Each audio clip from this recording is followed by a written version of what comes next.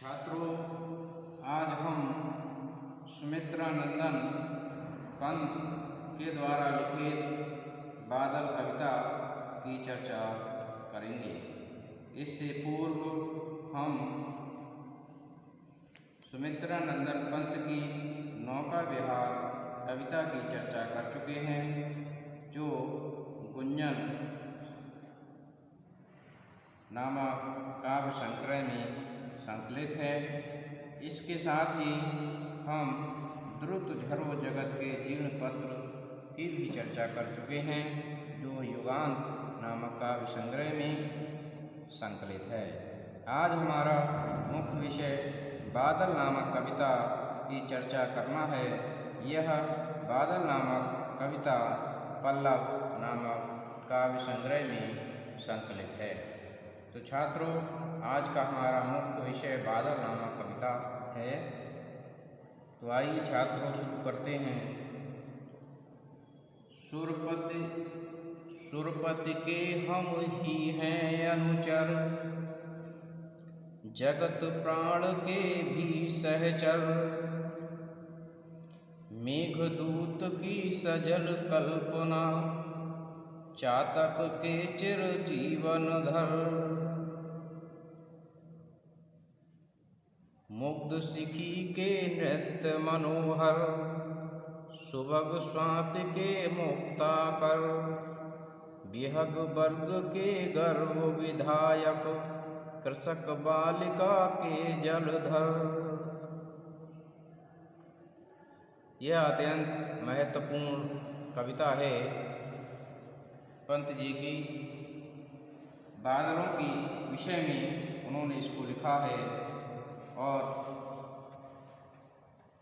बादल के विषय में, उसकी विभिन्न विशेषताओं के विषय में कवि कहता है कि सुरपति के हम ही हैं अनुचर। सुरपति, सुर कहते हैं देवताओं के लिए और सुरपति कहते हैं इंद्र के लिए और बादलों के लिए। सुरपति इंद्र के लिए भी कहा जाता है और बादलों के लिए भी कहा जाता है कि सुरपति के हम ही हैं अनुचर। अनुचर कहते हैं सेवा, अर्थात हम जो हैं इंद्र देवता के अनुचर हैं, सेवक हैं। जगत प्राण के भी सहचर, जगत प्राण के भी सहचर। जगत प्राण कहते हैं जितने भी जीवित प्राणी हैं के भी सहचर हैं, अर्थात उनके हम साथी हैं।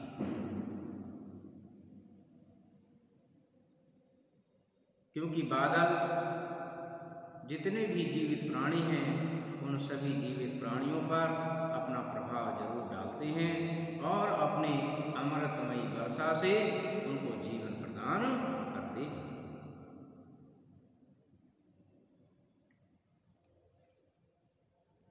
मेघदूत की सजल कल्पना,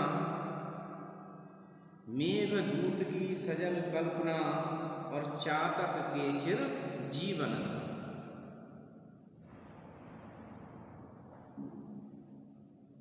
कि मेघदूत की सजल कल्पना,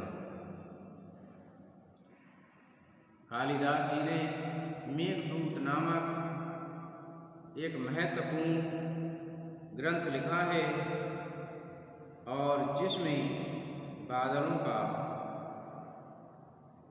विशेष रूप से चित्रण किया गया है।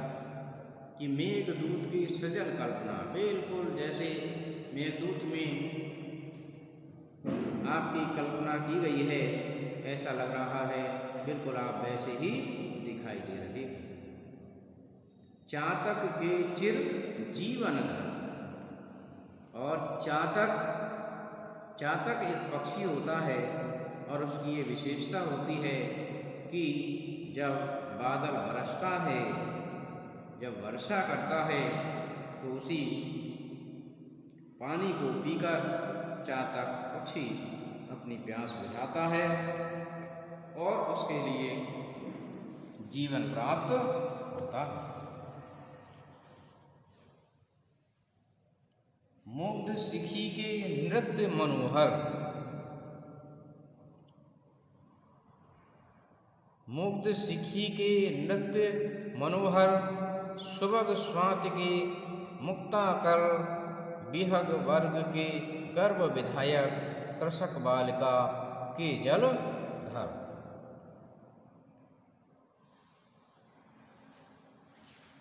कि मुग्ध सिखी के नृत्य मनोहर,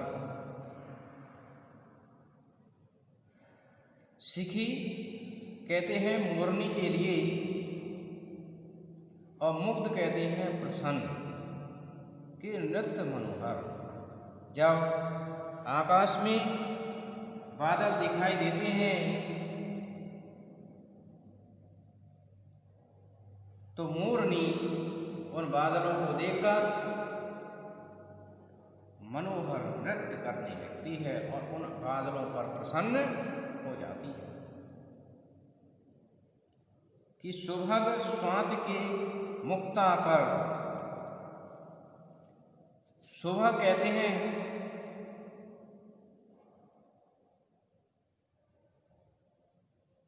सुंदर के लिए,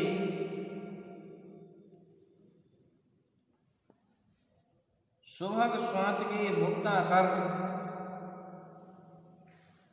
सुबह कहते हैं सुंदर के लिए और स्वाति कहते हैं स्वाति नक्षत्र के लिए और मुक्ताकर। अर्थात जब आप स्वाति नक्षत्र में सीपी में गिरते हो तो सीपी में मोती का निर्माण करते हो और विहग वर्ग के गर्भ विधायक,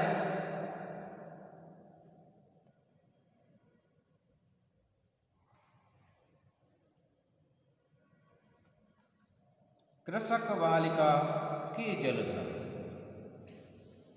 और विहग कहते हैं पक्षियों के लिए कि पक्षियों का जितना भी वर्ग होता है कि गर्भ विधायक, अर्थात जब बादल आसमान में दिखाई देते हैं, बादल वर्षा करते हैं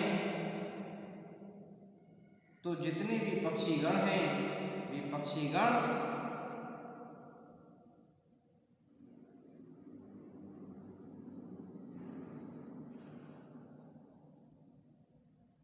काम से भरपूर होकर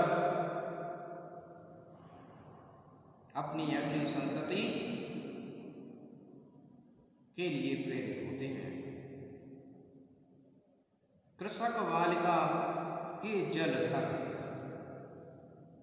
अर्थात कृषक बालिका जो खेती, कृषक कहते हैं खेती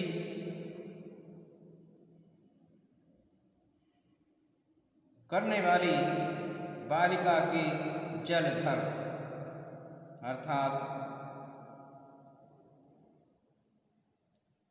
उसके लिए भी आनंद प्रदाता हैं आप, क्योंकि आपके द्वारा ही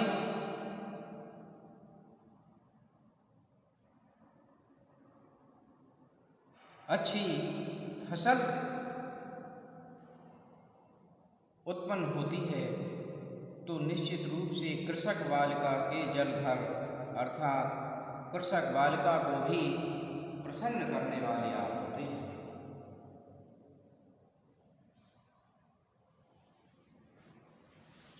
जलाशयों में कमल दलों सा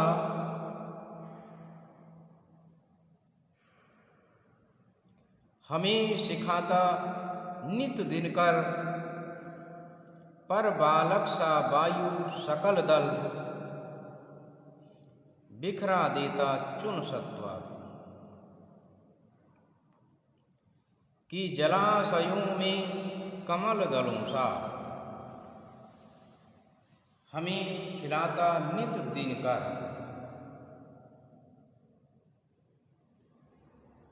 जलाशय अर्थात तालाब के लिए बोलते हैं, कमल दलों सा हमें खिलाता नित दिन कर।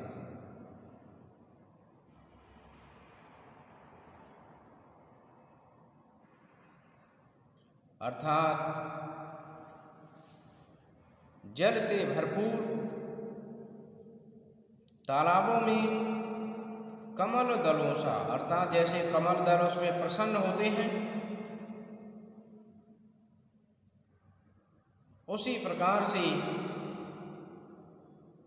दिनकर अर्थात सूर्य हमें प्रसन्न करता है। पर बालक सा वायु सकल दल, पर बालक सा वायु सकल दल बिखरा देता चुन सत्वा।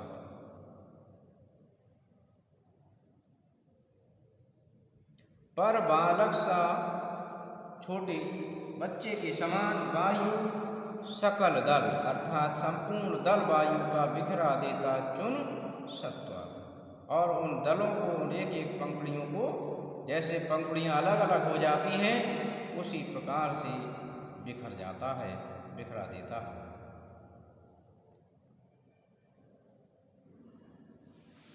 लघु लहरों के चल पलनों में हमें झुलाता जब सागर, वही चील सा झपट बांह गए हमको ले जाता ऊपर।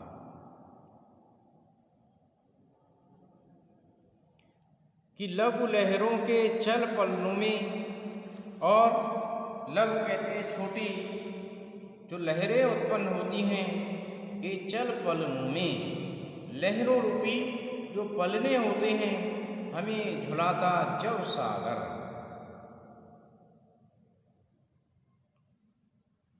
जब सागर में छोटी छोटी लहरें उत्पन्न होती हैं और वे लहरें रूपी पालने हमें झुलाता है सागर, वहीं चील सा झपट बांह गए हमको ले जाता ऊपर।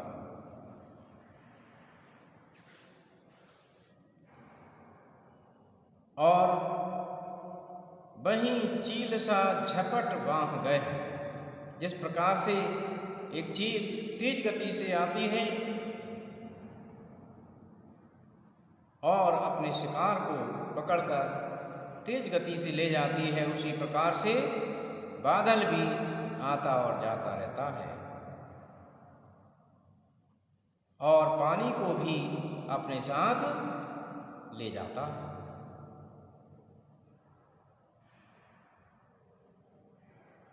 तो इस प्रकार से सुमित्रानंदन पंत जी ने इस कविता में बादल के विषय में बताया है कि किस प्रकार से बादल हमारे जीवन के लिए, इस सृष्टि के लिए, सभी के लिए कितना महत्वपूर्ण है। तो मैं समझता हूँ छात्रों कि आपने इसको समझा होगा।